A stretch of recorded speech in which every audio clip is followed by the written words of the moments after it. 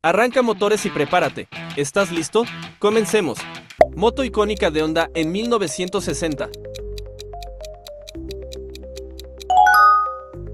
Moto europea famosa en 1970.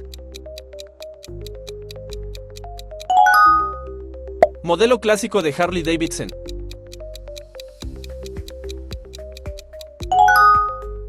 Primer superdeportivo en dos ruedas.